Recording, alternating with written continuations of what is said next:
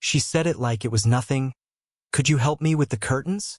But there was something about the way her voice caught at the end. Like she already knew I'd say yes. It was late afternoon.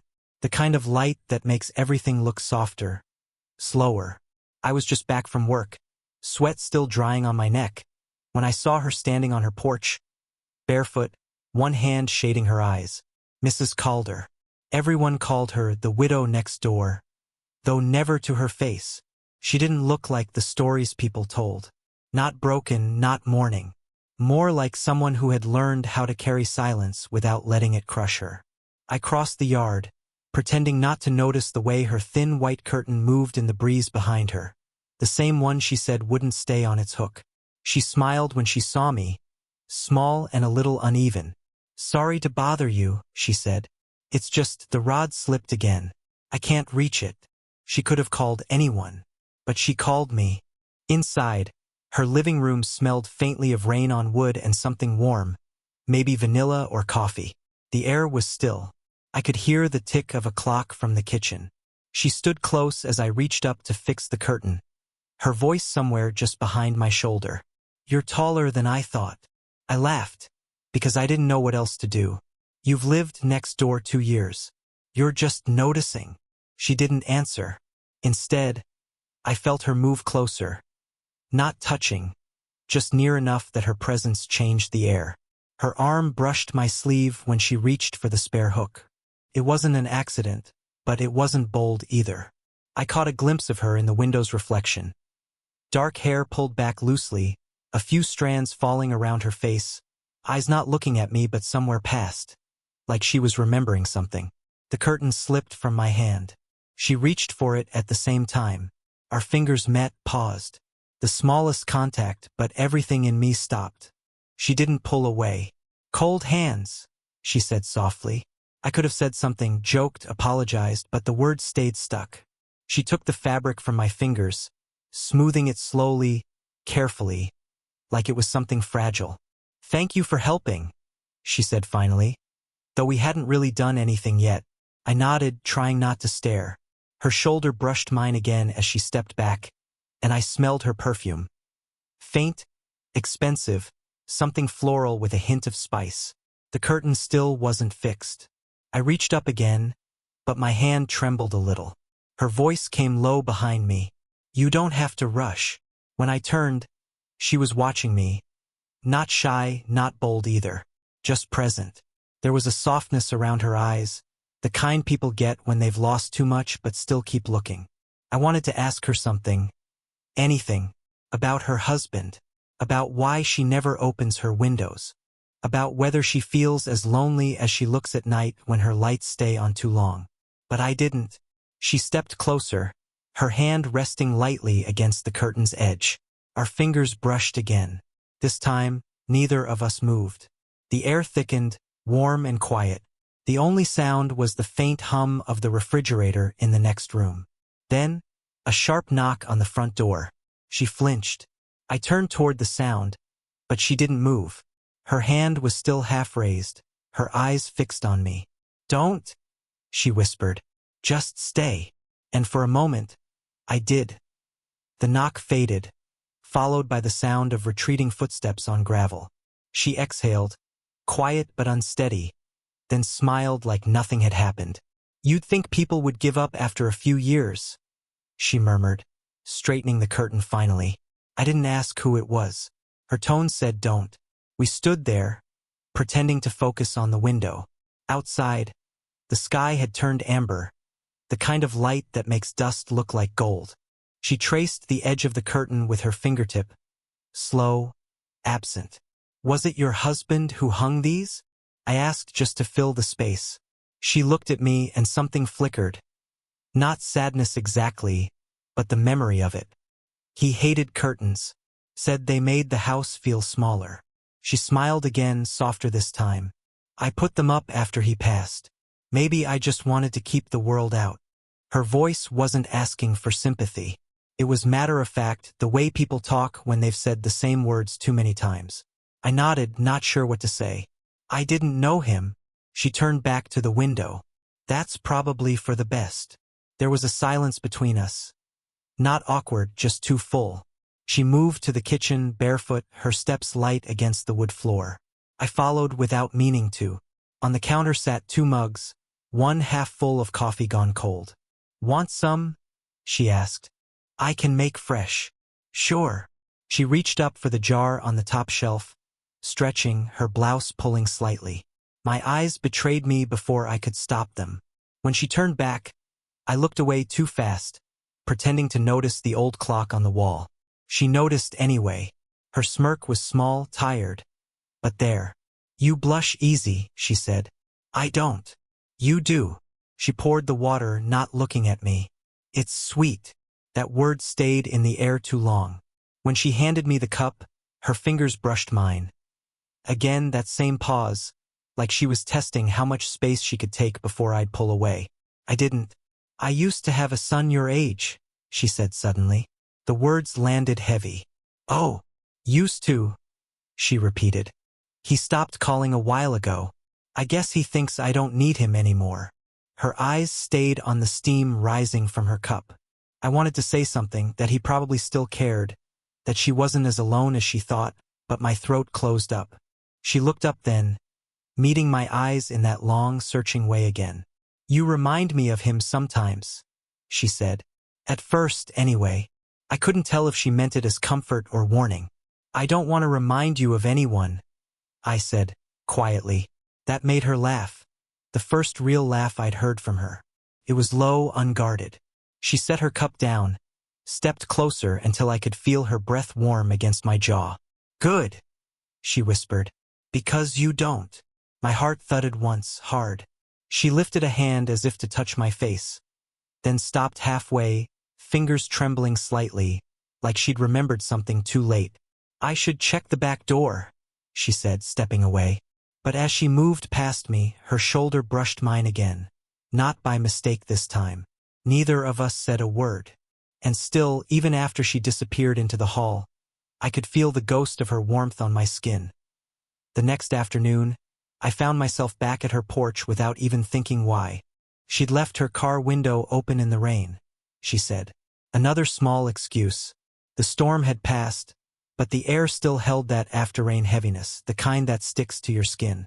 When she opened the door, she looked surprised. Or maybe she was pretending to.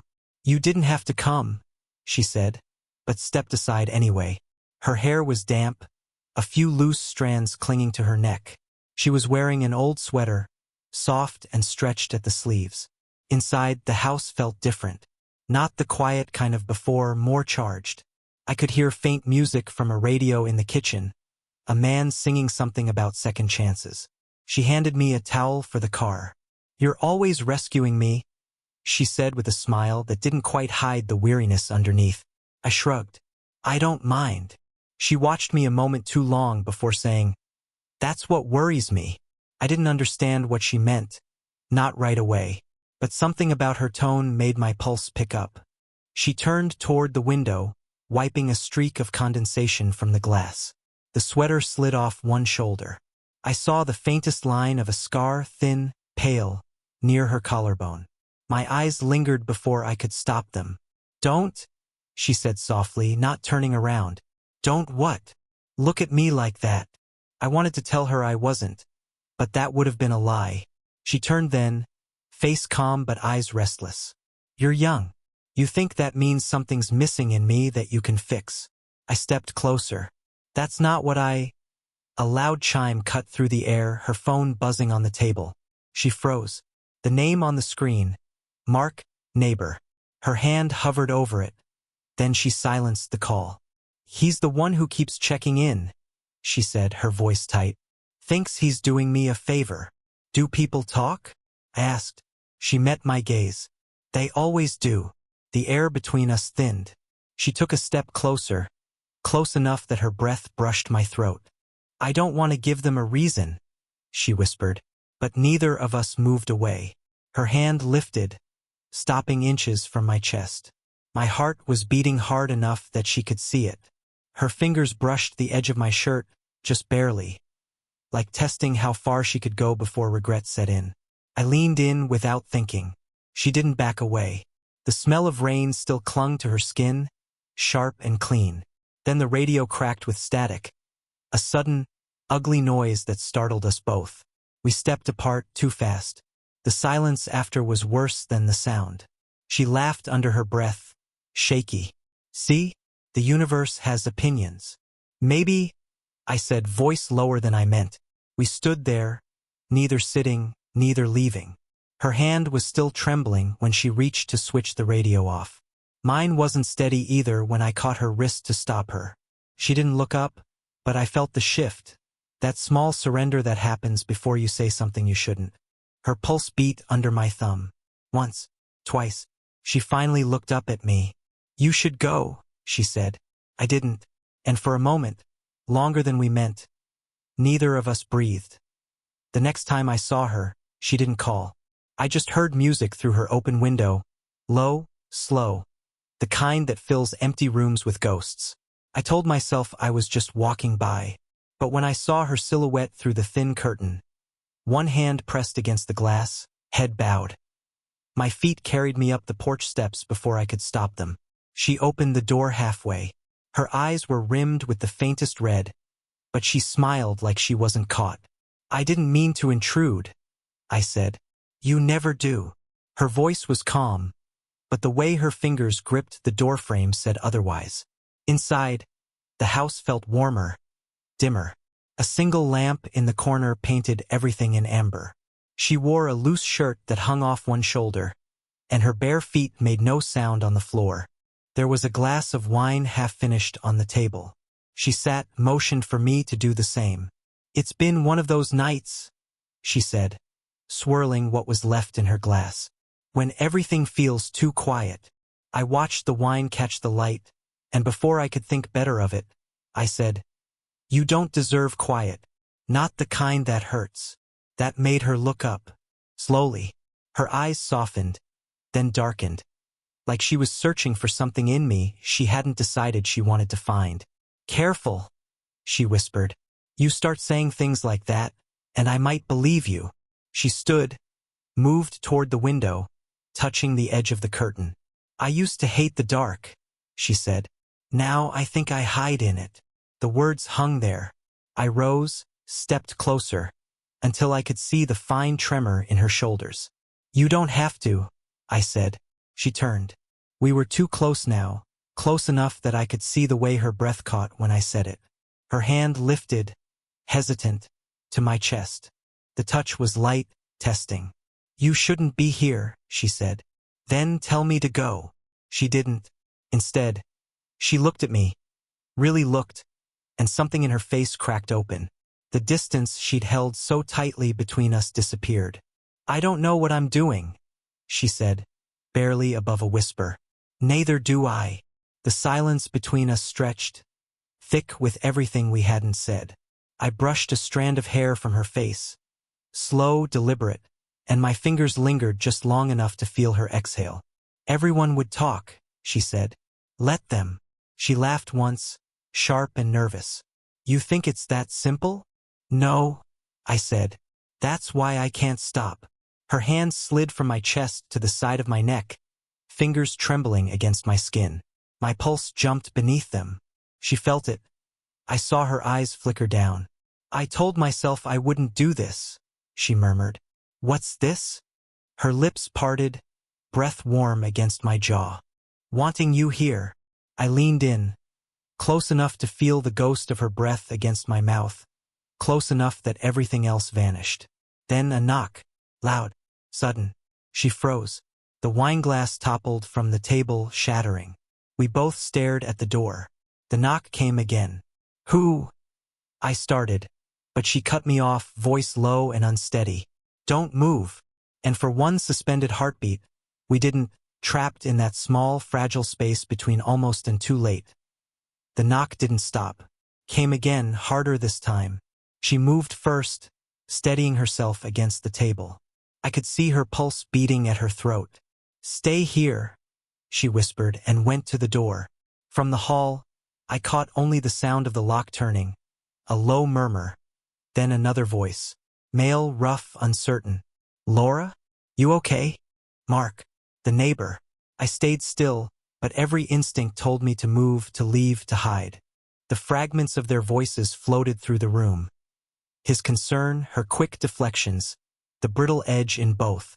Then the floor creaked under my foot. The sound was small, but it was enough. Silence followed. Her voice sharpened. "It's fine, Mark. Really." Then softer, but pointed. "You should go." The door shut again. She didn't come back right away. When she did, her face was pale, her expression unreadable. "He saw your shoes," she said flatly. I looked down. Mud. Rain. Obvious. "He's going to ask questions," she added. "He always does." She ran a hand through her hair, pacing. "He was my husband's friend. He thinks I need saving." There was something else in her voice. Not just irritation, but something closer to fear. "Do you?" I asked before I could stop myself. Her eyes snapped to mine. "Don't." "Don't what?" "Make this into something noble." She stepped closer, tension pulling at her words. "You think this is about rescuing me? It isn't." "Then what is it?" Her silence said more than an answer would have. When she finally spoke, her voice broke slightly. "You remind me of him. Not my son, my husband. When he was young, before he got tired of me. Before I became—" She stopped, shaking her head. "Never mind." She turned away, but I caught her arm gently. "That's not who I see." Her breath caught. The air between us shifted, that old charge, rawer now. "Stop saying things like that," she whispered. "You don't know what it does." Her hand came up, pressing against my chest. I thought she was going to push me away. Instead, she left it there. "I shouldn't have called you that day," she said. "It wasn't about the curtains. It was—" She bit her lip, searching for the words. "About what?" She met my eyes. "I wanted to see if you'd come." That truth hung there, electric and heavy. Outside, a car engine started. Mark's? Probably. And its fading hum filled the silence we didn't know how to break. She stepped closer until her forehead nearly touched mine. "He's going to start watching," she whispered. "He'll tell people things. Let him." Her eyes glistened. "You don't understand. Around here, they already decided what kind of woman I am. If they see you coming and going—" I moved closer. "Then they'll be right." That stopped her. Her breath hitched, eyes wide. Not with fear, but something sharper. She reached up, fingers trembling, brushed rainwater from my jaw that must have dried hours ago. "You shouldn't say that," she murmured. "Too late." She closed her eyes, as if steadying herself. "Then you'd better mean it," she said. Her words left a tremor in the air, part warning, part invitation.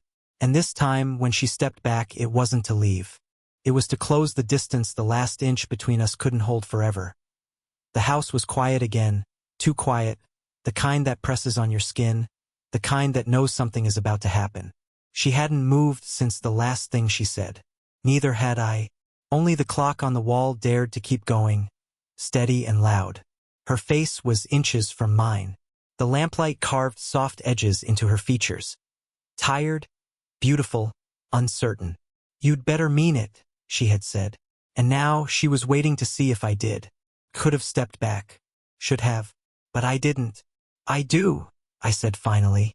Her breath came out uneven. "You don't know what that means." "I do," I repeated. "It means I see you." Something in her expression broke then, not weakness but release. The kind that comes after holding too much for too long. She reached up, brushed her fingers through my hair. The touch was light, searching, almost reverent. "You shouldn't say things like that," she whispered. "You'll make me believe them." "Then believe them." Her eyes flickered, unsure whether to run or stay. "If I do," she said, "there's no pretending this didn't happen." I stepped closer, the edge of the table pressing into my hip. "I'm not pretending." She tried to smile, failed. Her voice dropped to a whisper. "I was married 20 years. I forgot what it felt like to be wanted." The honesty in her voice hit harder than any touch could. I raised my hand, hesitated, then brushed a stray strand of hair from her cheek. My fingers lingered. "You never stopped being someone worth wanting." She closed her eyes, inhaling like it hurt. "Don't do that," she said. "Don't make it sound like I deserve this." "You do." She opened her eyes, and whatever barrier was left between us, fear, guilt, time, cracked. She leaned forward slowly, like testing if the world would end if she did. Our foreheads touched first.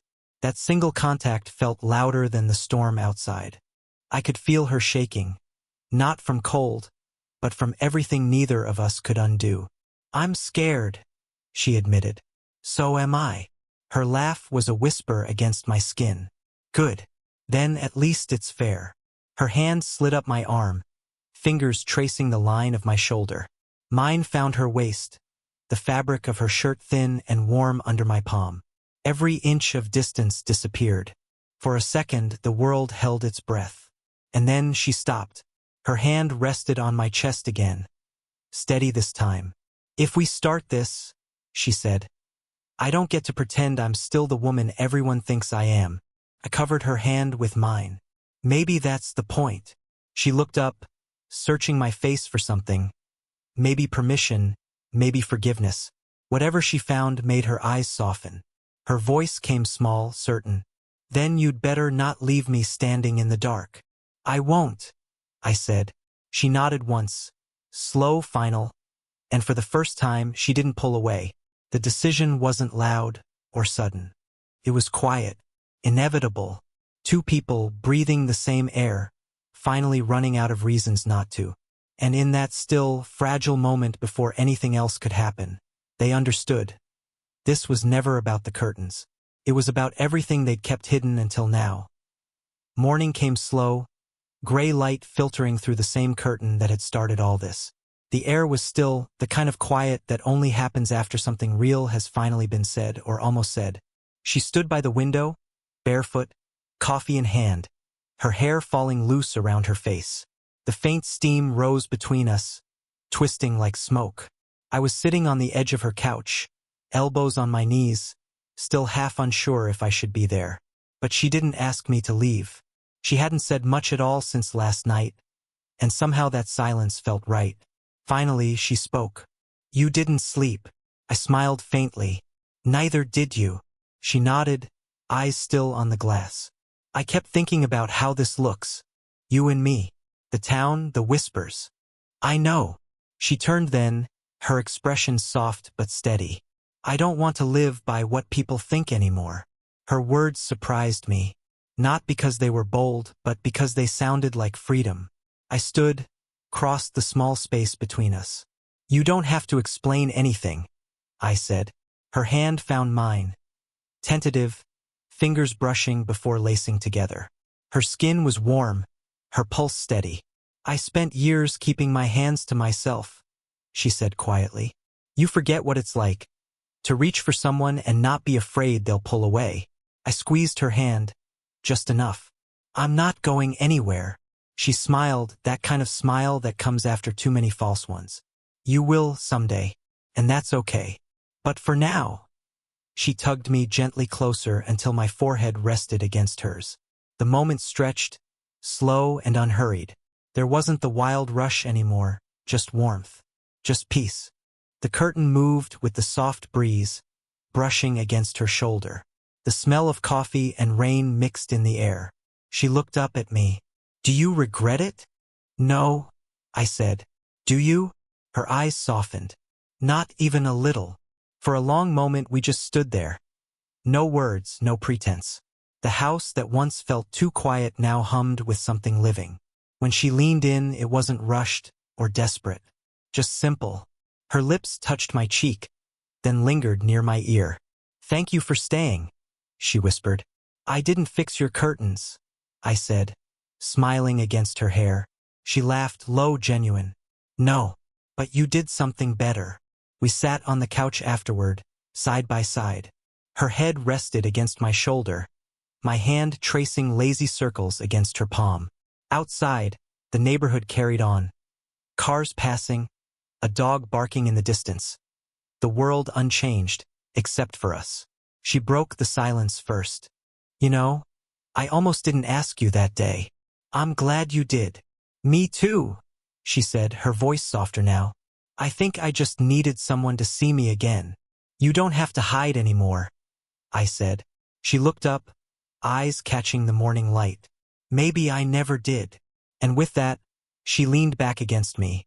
No hesitation, no fear, and the quiet finally felt right. Did you enjoy the story?